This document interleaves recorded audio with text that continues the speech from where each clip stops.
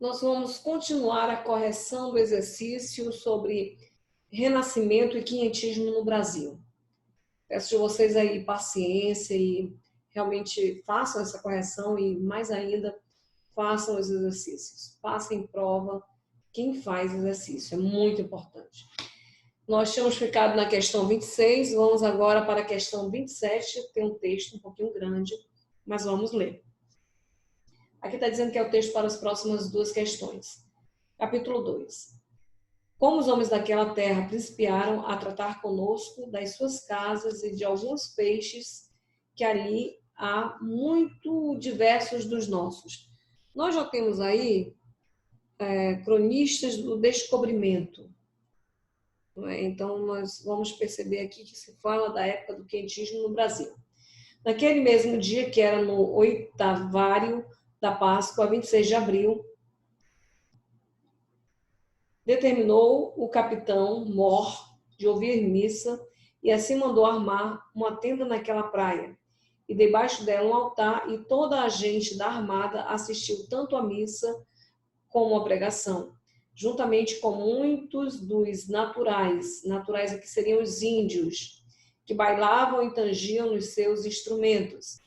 Logo que se acabou, voltamos aos navios, e aqueles homens entraram no mar até aos peitos, cantando e fazendo muitas festas e folias. Depois de jantar, tornou à terra o capitão Mor.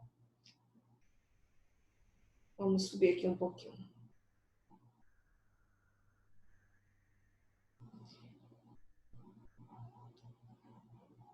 E a gente da armada para espairecer com eles, e achamos neste lugar um rio de água doce. Pela volta da tarde, tomamos as naus, e no dia seguinte determinou-se fazer a guarda e tomar lenhas, pelo que fomos todos à terra, e os naturais, os índios, vieram conosco para ajudar-nos. Alguns dos nossos caminharam até uma povoação onde eles habitavam, coisa de 3 milhas distante do mar, e trouxeram de lá papagaios e uma raiz chamada inhame, que é o pão de ali que usam, e algum arroz, dando-lhe os da armada cascavéis e folhas de papel em troca do que recebiam. Observe a ideia da troca entre os portugueses e os índios. Foi demais. Vamos lá. Neste lugar, 5 ou 6 dias, os homens, como já dissemos, são baços e andam nus sem vergonha, sem sentir vergonha. Tem os seus cabelos grandes e a barba pelada, as pálpebras e sobrancelhas são pintadas de branco, negro, azul ou vermelho, trazem um beiço de baixo furado e metem-lhe um osso grande como um prego. Olha, está vendo? Dá para fazer toda uma imagem. Outros trazem uma pedra azul ou verde e assobiam pelos ditos buracos. As mulheres andam igualmente nuas. São bem feitas de corpo e trazem os cabelos compridos. As suas casas são de madeira, cobertas.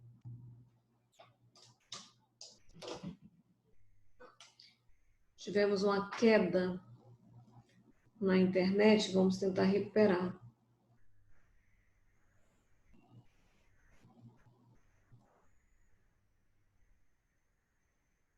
Acontece.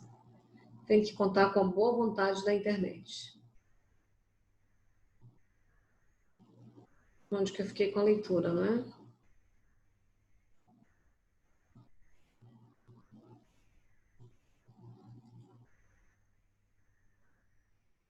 Então, cobertas de folhas e ramos de árvores com muitas colunas de pau, pelo meio e entre elas e as paredes pregam redes de algodão, nas quais pode estar o homem, e debaixo cada uma destas redes fazem um fogo, de modo que numa só casa pode haver 40 ou 50 leitos armados e modo de teares.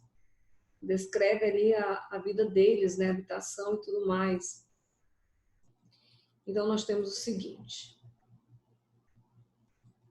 Na questão 27, diz o seguinte.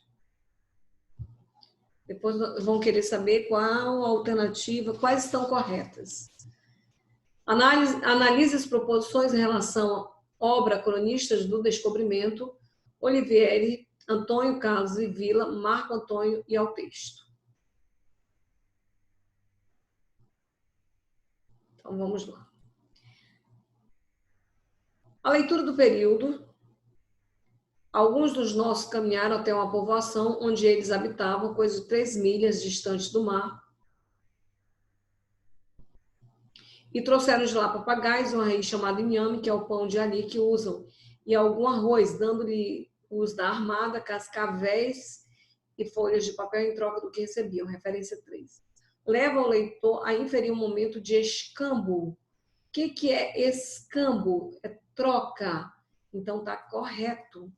Realmente, aquele primeiro momento ali foi um momento de troca, de escambo entre os portugueses e os índios.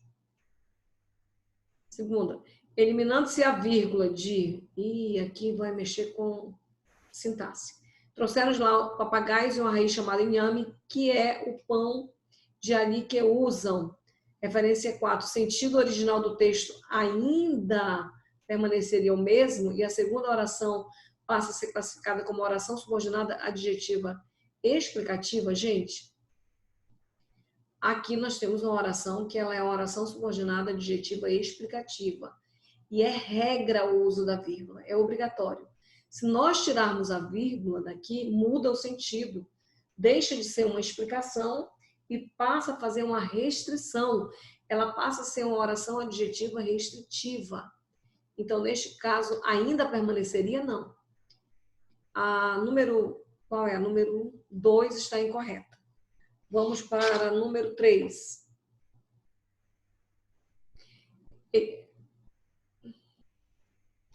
Aqui. Pulei a número 3, que está incorreta. A número 2 eu não li. Realmente, não li a 2. A 2 é o seguinte. Vamos fazer aqui da 2. Nos sintagmas. Juntamente com muitos dos naturais. Gente, sintagmas é um agrupamento. Pode ter o sintagma nominal e o sintagma verbal. Então, todo agrupamento é um sintagma. Então, não se assustem com esta palavra. Os sintagmas, juntamente com muito dos naturais. Quem eram os naturais? Os índios. E, pelo que fomos todos a terra, e os naturais vieram conosco, quem? Os índios, para ajudar-nos. Palavra destacada refere-se aos habitantes nativos da terra recém-descoberta. Correto. Isso aqui está correto. A primeira e a segunda, correto. A terceira,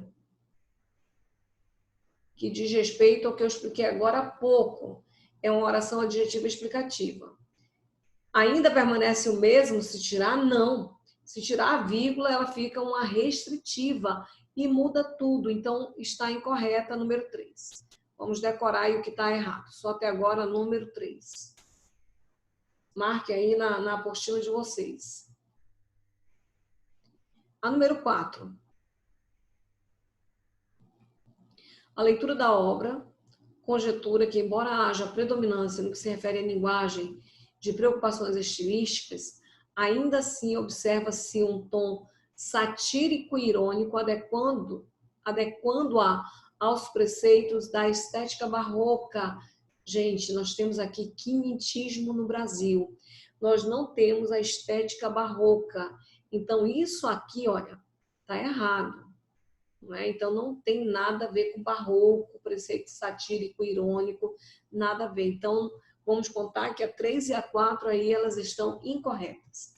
A 5, o texto descritivo caracteriza-se pela... Nós temos aqui a ideia do texto descritivo, que ele quer saber.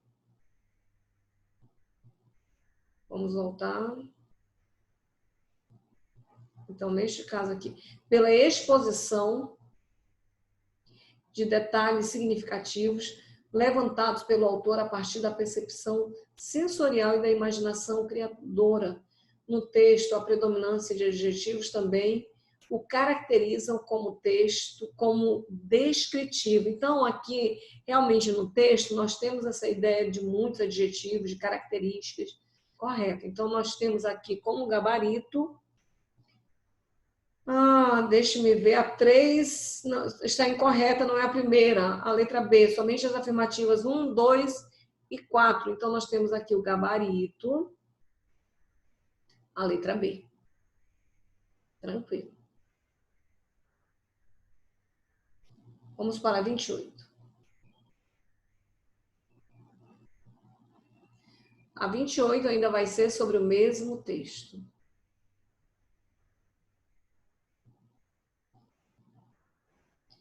A 28 diz o seguinte: analise as proposições em relação à obra Cronistas do Descobrimento, Olivieri, Antônio Carlos e Vila, Marco Antônio, e ao texto. Então, aqui nós temos a primeira. Da leitura do texto, infere-se que havia, a princípio, contato amistoso entre homens da nau de Pedro Álvares Cabral e os índios que ali residiam, correto. Então, parece ser uma coisa bem agradável, né? A início. Na segunda, no período, como os homens daquela terra principiaram a tratar conosco, se a preposição destacada for substituída por de, a regência do verbo permanece de acordo com a língua padrão. Nós temos aqui uma questão de gramática.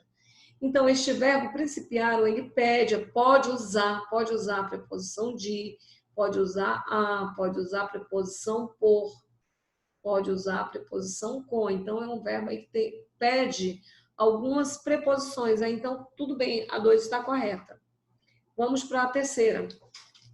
A partir dos textos literários que remontam ao século XVI, que a corrente modernista vai se apoiar para propor uma nova ideia de nacionalismo, uma releitura dos moldes da literatura de informação em relação ao nacionalismo. Correto!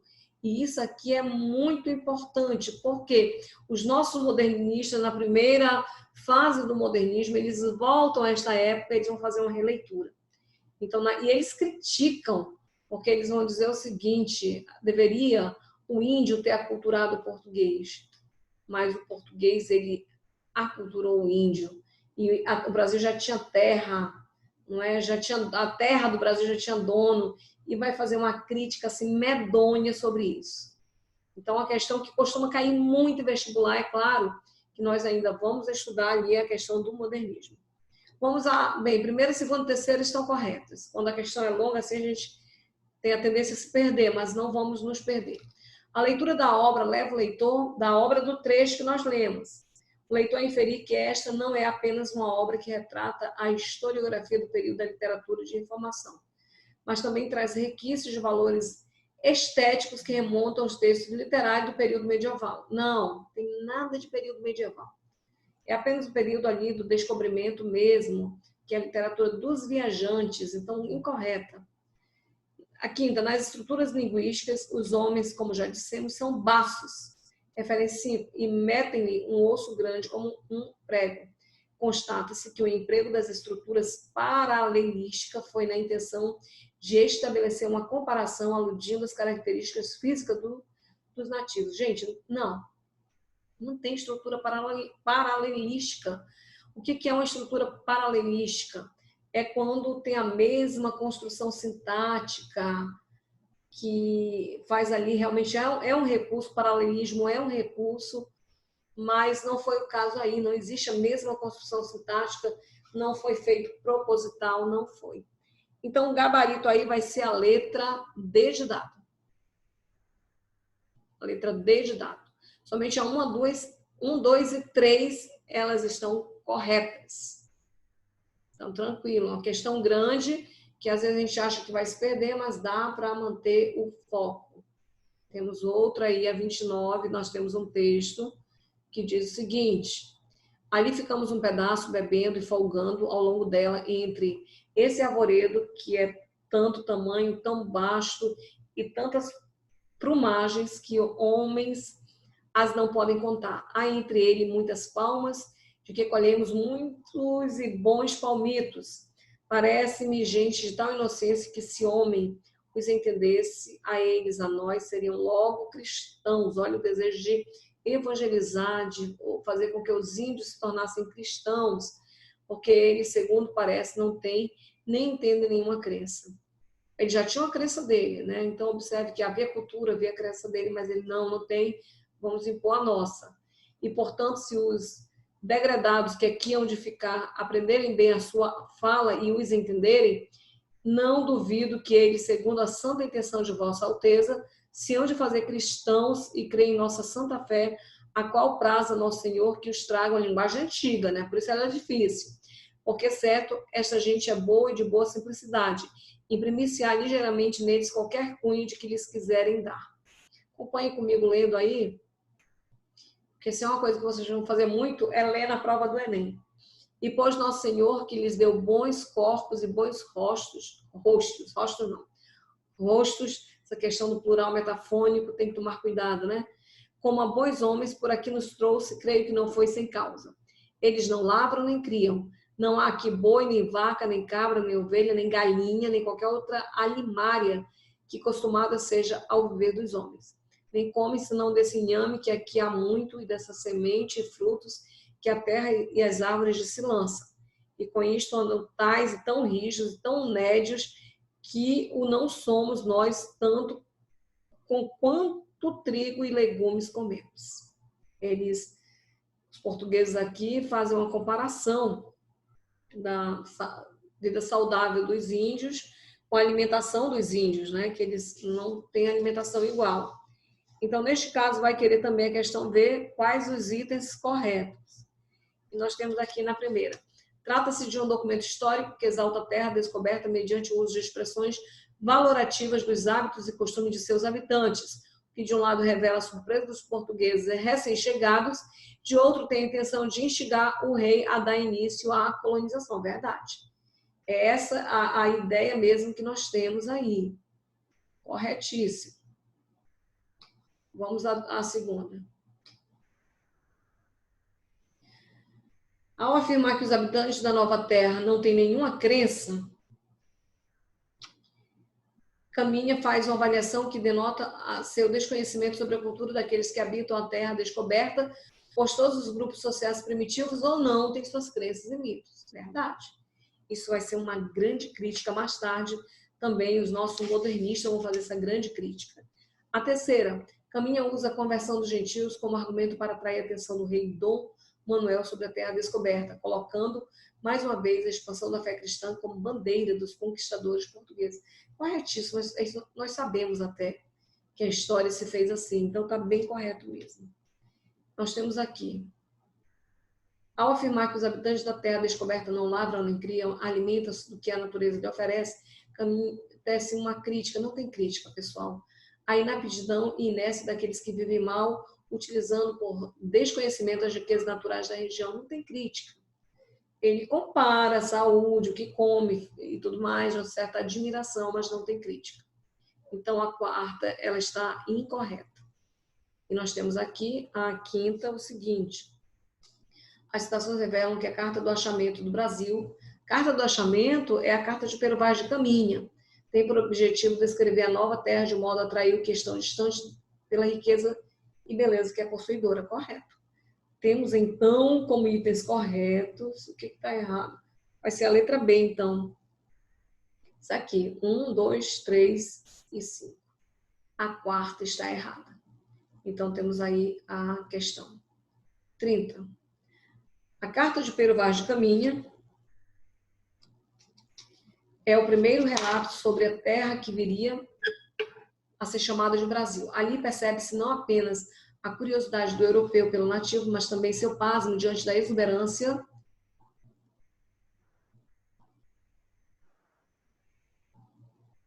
da natureza da nova terra, que hoje em dia já se encontra degradada em muitos dos locais avistados por Caminha. Infelizmente, não é? O homem destrói onde pisa.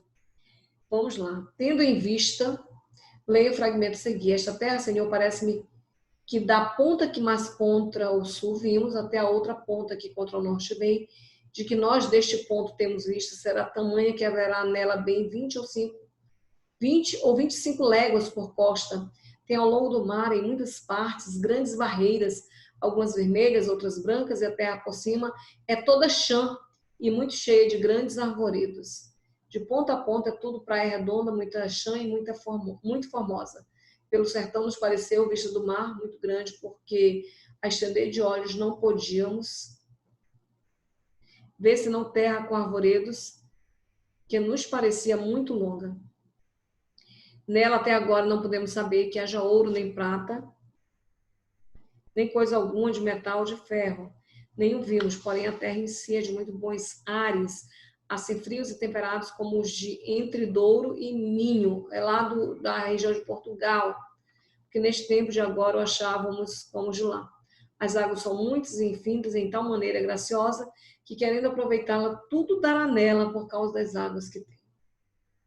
Ainda o processo de exploração, né? Nós temos aqui o seguinte. Isso é um texto que cai muito. Enem ou EA.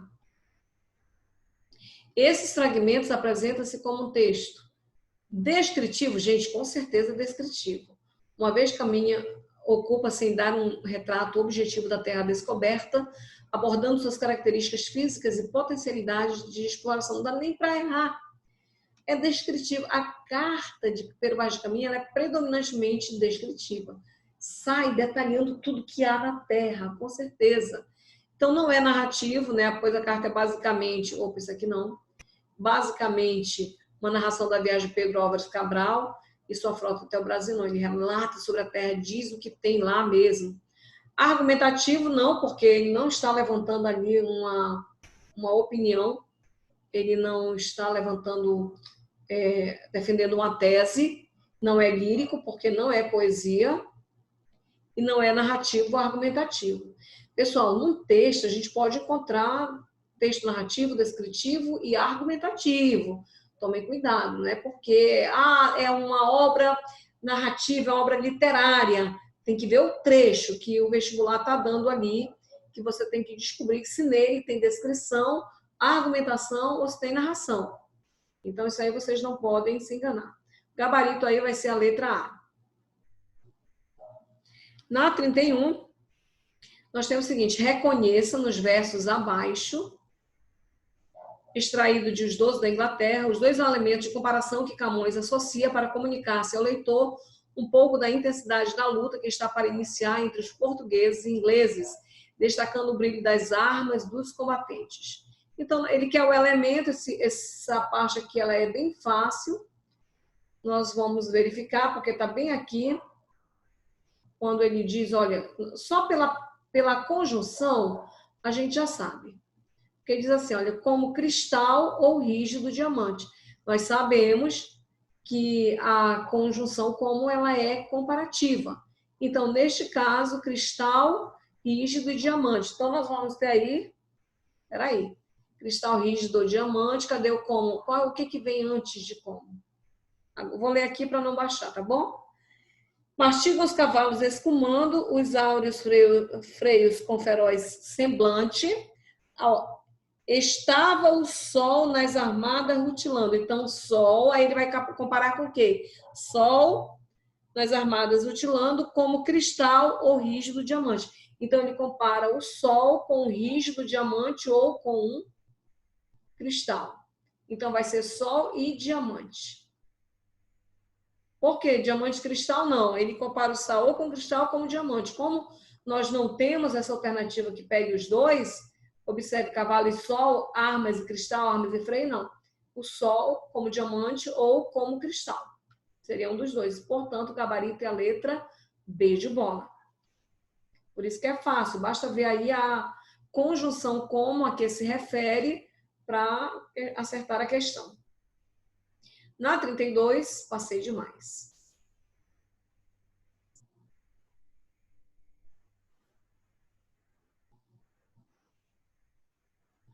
Na 32, nós temos, leia o trecho do poema Ilha da Maré, do escritor brasileiro Manuel Botelho de Oliveira. É um escritor barroco.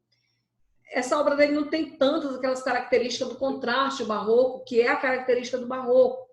Porque está ali, é a primeira escola literária no Brasil, é um Brasil ainda muito principiante, tem uma exaltação à natureza. Na realidade, ainda tem muito esse legado do que foi esse primeiro momento do quentismo no Brasil. Então, diz o seguinte: e tratando das próprias, os coqueiros, galhardos e frondosos, criam cocos gostosos, e andou tão liberal a natureza que lhes deu com grandeza, não só para a bebida, mas sustento, o néctar doce, o cândido alimento. De várias cores são os cajus belos, uns são vermelhos e outros amarelos. E como vários são nas várias cores, também se mostram vários dos sabores e criam a castanha, que é melhor que a de França, Itália e Espanha. E ele compara, né, o que há aqui de melhor até com outros lugares. Então, quando ele diz aqui, na 32, podemos relacionar os versos deste poema ao quentismo nacional, pois ao quentismo nacional. Ele é um poeta barroco, mas observem, ainda tem muitos traços do quentismo. Então, por que nós podemos associar o quentismo nacional nesse primeiro momento de descoberta da Terra? Porque o eu lírico repudia a presença de colonizadores, ele não fala de colonizadores aqui. Na letra B, a fauna e a flora tropicais são descritos de maneira minuciosa e idealizada. Então, gente, quando a gente tem essa ideia aqui, dele fala da fauna e da flora, na realidade, ele descreve aqui, olha, o coco, tá vendo? O coco, do caju. Então, na realidade, não tem os animais aqui. Então, aqui não. Ele vai descrever mais o sabor ali do caju, do coco, não tem. O poeta enriqueceu devido à exportação de produtos brasileiros para a metrópole. A gente não tem como saber no poema se ele enriqueceu ou não. Ele não é um anúncio, é um poema, então não dá para saber. Na letra D, a exuberância e a diversidade da natureza tropical são exaltados pelo poeta. É a letra D. Porque na letra E, a natureza farta e bela é o cenário onde ocorrem encontros amorosos. Ele não fala sobre encontros amorosos. Então, ele fala mais mesmo da exuberância e diversidade da natureza tropical. Então, é essa ideia desse quentismo nacional, essa ideia do Brasil ali, que está ali recém-conquistado, o barroco, vai ser a primeira escola literária, e a gente vai ver que os nossos primeiros poetas, eles ainda não têm muito traço ali do barroco, dos primeiros. A obra, por exemplo, a própria obra que vai ali ser a obra de Marco, que é a prosopopeia, não tem característica barroca. Nós vamos ter barroco, nós vamos ter um grande representante, que é o Gregório de Matos, e o padre Antônio Vieira, ali como barrocos mesmo. Mas muitas obras ainda pegam o estilo que a gente conhece dessa herança ainda, desse primeiro momento do nacionalismo. Nós temos, então, um texto aqui que, para a próxima questão, que será a questão 33. Leia o trecho de Os Lusíadas. Tão temorosa vinha e carregada, que pôs no coração um grande medo.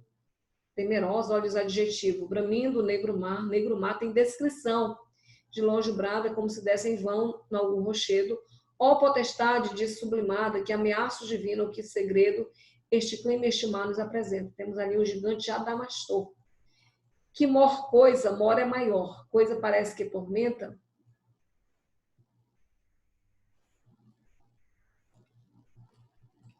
Não acabava quando a figura se nos mostra no ar robusta e válida. Olha a descrição. De disforme e grandíssima estatura, o rosto carregado, a barba esquálida, os olhos encovados e a postura medonha em mar e cor terrena e pálida, cheios de terra e crespos os cabelos, a boca negra e os dentes amarelos. Nós temos aí uma característica do gigante Adamastor, que ele representava ali o cabo das tormentas, o perigo das grandes navegações. Então, na segunda estrofe predomina a descrição, gigante Adamastor. E o trecho selecionado evidencia que Camões optou por versos. Gente, os Lusíadas a gente não precisa nem ir atrás. São versos decassílabos. O gabarito vai ser a letra D. Se foi ali a obra Os Lusíadas, são versos decassílabos. Você nem precisa fazer a expansão. Então, tem descrição e tem versos decassílabos.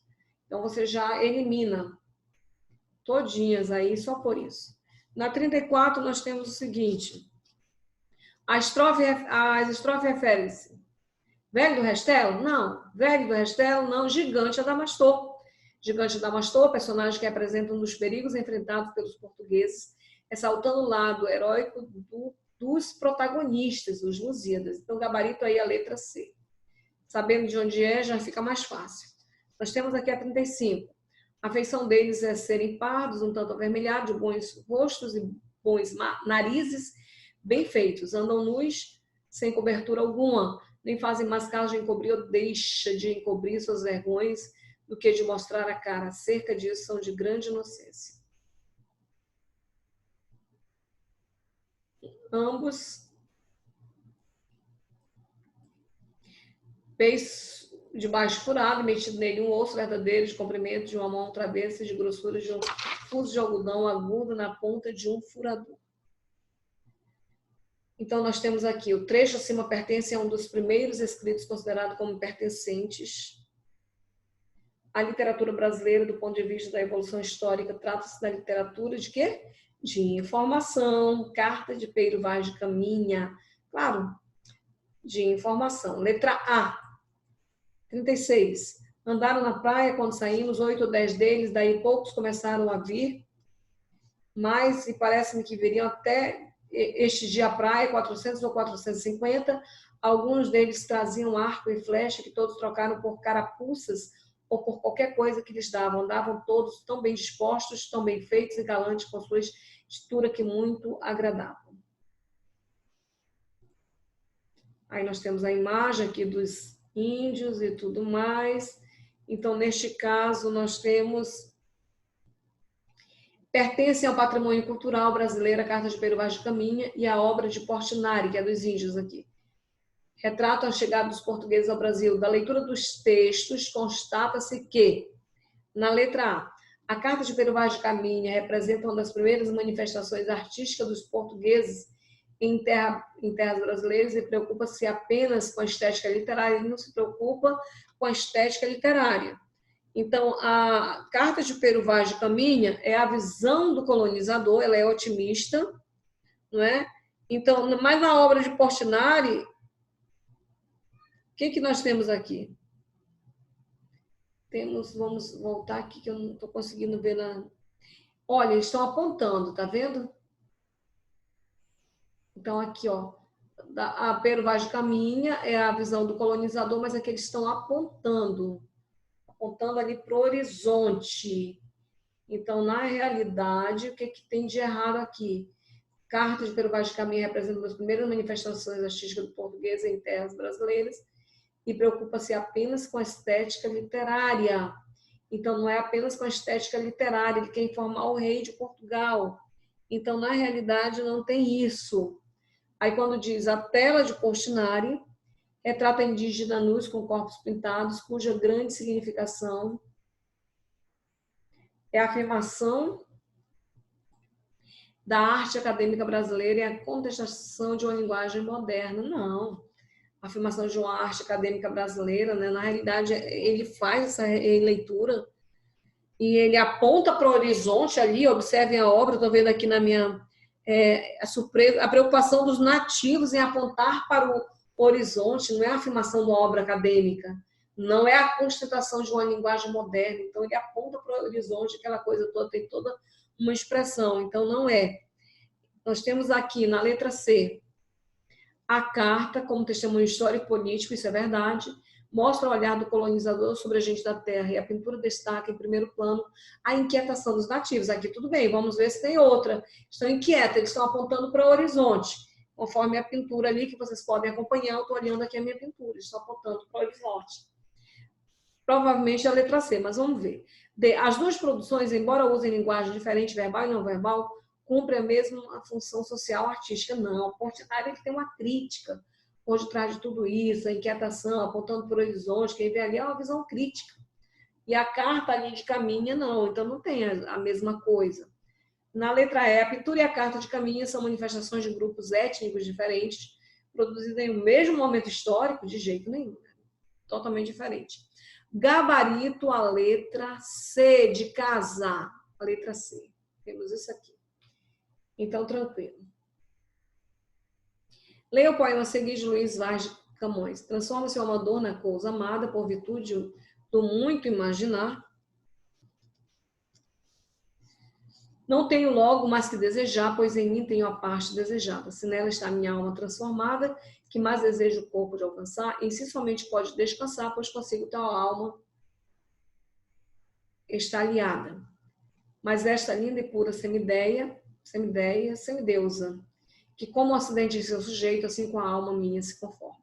Está no pensamento como ideia, e o vivo e puro amor que sou feito com a matéria simples busca a forma. Com base no poema e seu contexto, afirma-se, ele quer também as alternativas corretas.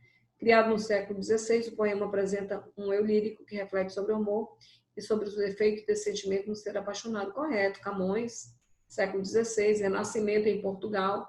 Correto. Camões é também o criador de Os Lusíadas, sim, a mais famosa epopeia produzida em língua portuguesa, e tem como grande herói o povo português, representado por Vasco da Gama. Sim, o grande herói, os Lusíadas, o povo português. Uma das características composicionais do poema é a presença de inversões sintáticas, hipérbatos, que é a figura de linguagem, a inversão sintática. Tem bastante até. Todas estão corretas. Então, gabarito, a letra é 1, 2 e 3. Essa aí tá fácil. Temos 38. Seguinte. São características da obra do classicismo. O individualismo, tudo bem, já passa aquela ideia mais individual, porque era a figura ali do mecena, mas a subjetividade não tem. A idealização no classicismo, o renascimento não tem. Sentimento exacerbado também não, isso é do romantismo.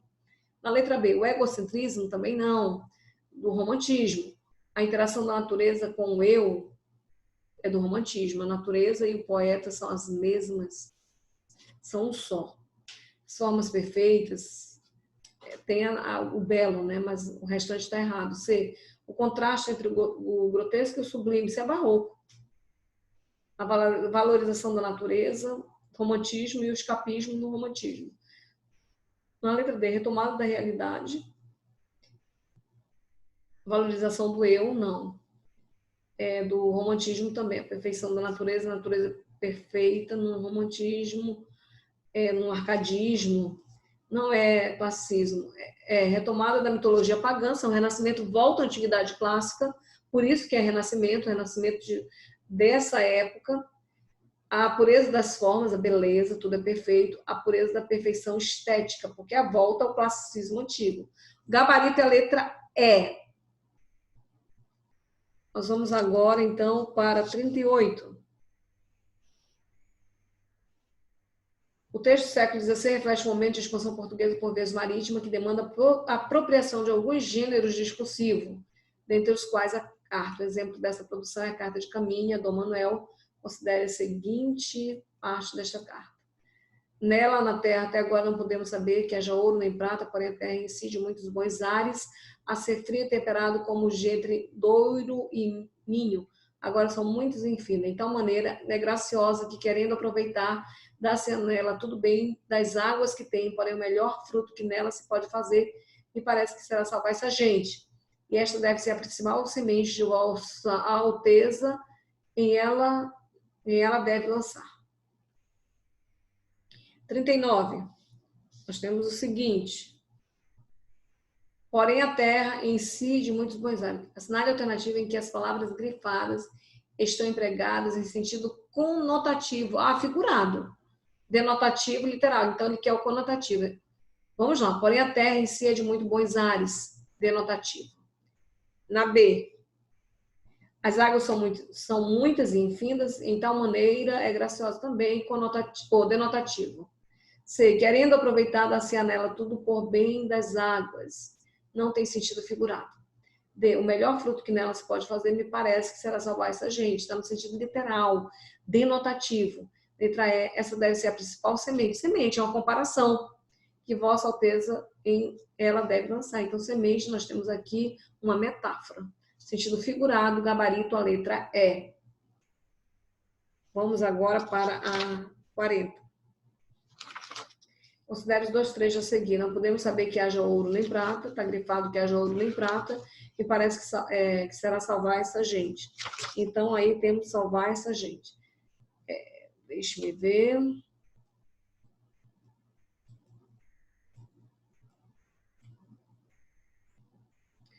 Substituindo os textos grifados por um pronome oblíquo correspondente, tem-se um resultado correto gramaticalmente. Então, aqui nós vamos ter uma questão de gramática, na 40. Então, substituindo por um pronome oblíquo, não é? Então, não podemos saber isso aqui é pronome demonstrativo. Salvar eles, é pronome pessoal do caso reto e não pode usar aqui, não é? Na letra B, não podemos saber-lhes, saber, sabe algo, lhes é objeto indireto. Então, está incorreto aqui. Me parece que salvar alguém, lhes substitui um objeto indireto. Então, na letra C, não podemos sabê-lo. Ló. Saber mais ó, perde o R e ganha a forma ló. Então, neste caso, sabê-lo. Este aqui é um objeto direto. Me parece que será salvá-la, salvar alguém, objeto direto. Então, o pronome OA, OS, AIS, ele substitui ali um objeto direto. O gabarito é a letra C. Não pode ser a letra D, porque salvar-lhes, lhes substitui objeto indireto, sempre. Então, não pode. Não podemos sabê-lo. Me parece que será salvá-los. Salvá-los não, é lá. Salvá-la, porque se refere a essa gente. Cadê? Deixa eu ver aqui. Essa gente, feminino. Então, não pode ser salvá-los. Por isso, o gabarito é a letra C. 41. O verbo sob destaque no trecho. Até agora não podemos saber que haja ouro nem prata, haja, em destaque, sinaliza a seguinte tensão do escrevente. Por meio do modo subjuntivo evidenciar uma constatação, subjuntivo é probabilidade. Então, não é. Por meio do modo subjuntivo evidenciar uma insatisfação, não é insatisfação que tem aqui. É a letra C. Por meio do modo subjuntivo evidenciar uma incerteza, que é o uso do subjuntivo. Então, essa é uma questão fácil. Temos a 42. O trecho apresentado é preponderantemente descritivo. A classe de palavras que aparece associada a esse tipo textual é o adjetivo. São exemplos de palavras dessa classe no texto as seguintes. Então, queremos aqui adjetivo. Na letra A, porém a terra em si é de muito bons ares. Muito bons. Bons é adjetivo, mas muito é advérbio. Então, não é. Na letra B, as águas são muitas e infindas. Então, neste caso aqui, muitas e infindas está dando uma característica. Então, neste caso, nós temos aqui um adjetivo. É a letra B, mas vamos ver o restante. C, nela tudo é pronome por bem das águas. Então, neste caso, nós não temos pronome. Na D, o melhor fruto. O melhor fruto, aqui adjetivo, mas gente é substantivo. E na letra E, principal semente, principal adjetivo, mas semente substantivo. Letra B mesmo, que nós vamos ter aí, deixa-me ver, só essa mesmo. Ok. Letra B, 43. De Camões, lê da serenidade leitosa que representa a terra um paraíso entre rubis e perlas doce e riso, debaixo de ouro e neve cor de rosa.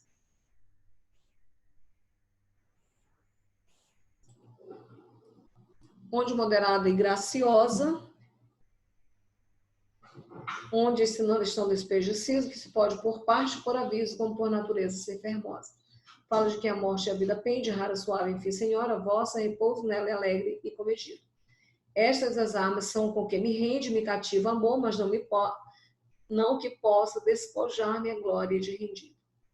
Temos aqui do Camões e temos aqui a obra do Rafael Sanzio, A Mulher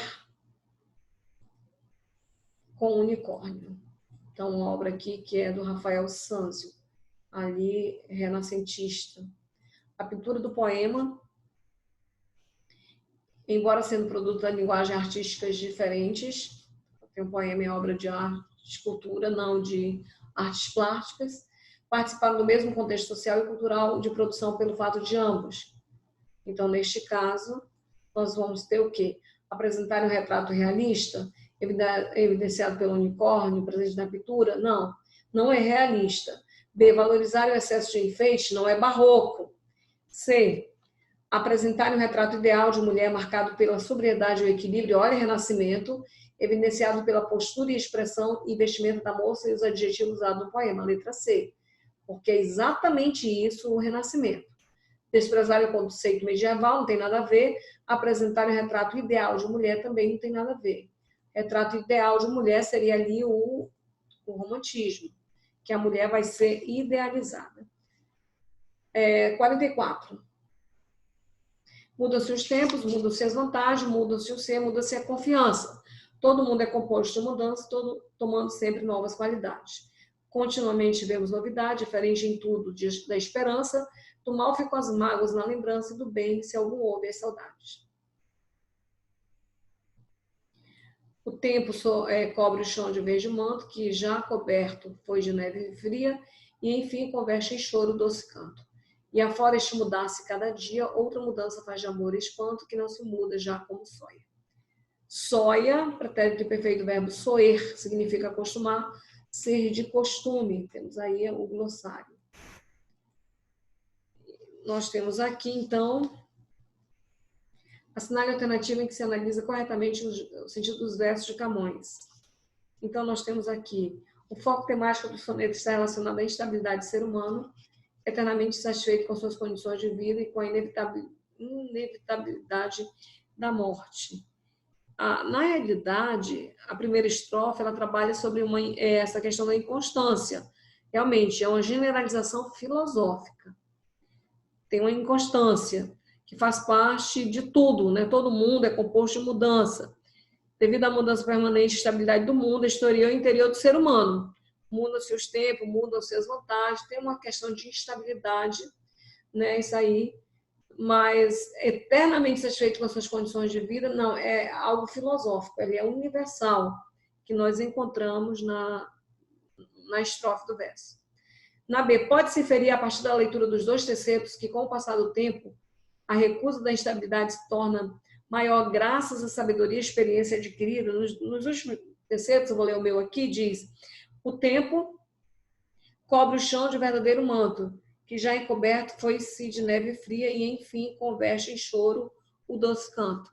E afora este mudar-se a cada dia, outra mudança faz de maior espanto, que não se muda já como soia, que já não se muda como de costume. Então, quando diz, pode-se inferir a partir da leitura dos dois tercetos, que com o passar do tempo a recusa da instabilidade se torna maior, não há uma recusa da instabilidade.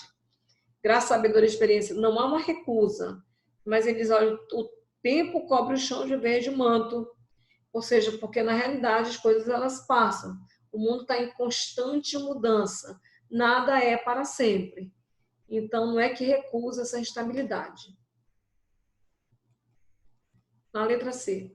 Ao tratar de mudança da passagem do tempo, o soneto expressa a ideia de circularidade, já que ele se baseia no postulado da imutabilidade.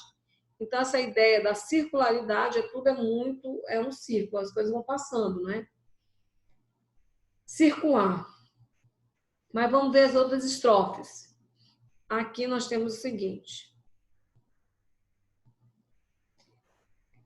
Circular, mas tem um problema. Vamos ver as outras. Porque, ó, as mudanças, né? Tudo passa, mas ele diz o seguinte, já que se baseia no postulado da imutabilidade, aqui não tem. Imutável não muda, ele não fala nisso, né? Ele diz, mudam-se os tempos, mudam-se a vontade, então não pode ser a letra C. Vamos ver a letra D. Na segunda estrofe, o eu lírico, na segunda estrofe, vou acompanhar aqui, vê com pessimismo as mudanças que se operam no mundo, porque constata que elas são geradoras de um mal cuja dor não pode ser superada. A segunda estrofe diz o seguinte, continuamente vemos novidades, diferente em tudo da esperança. Na segunda estrofe, o lírico vê com pessimismo as mudanças que se operam no mundo. Ele diz o seguinte, continuamente vemos novidades diferentes em tudo da esperança. Então, vemos novidade que ela é diferente da esperança que nós temos. Então, tem um pessimismo. As mudanças que se operam no mundo, porque constatam que elas são geradoras de um mal cuja dor não pode ser superada. Do mal, ficam as mágoas na lembrança e do bem, se algum houve, as saudades. É verdade, é a letra D. Eles olham, do mal ficam as mágoas na lembrança. Do mal, está aqui na lembrança as mágoas. E do bem, se algum houve, a saudade. Então, gabarita a letra D, com certeza. Na letra E, as duas últimas estrofes autorizam concluir que a ideia de que nada é permanente não passa de uma ilusão. Não, não é isso. As coisas não são permanentes, mas não é uma ilusão. Realmente ele trabalha ali com a realidade. E nós ficamos por aqui, terminamos o exercício sobre renascimento e quinhentismo no Brasil. Até a próxima.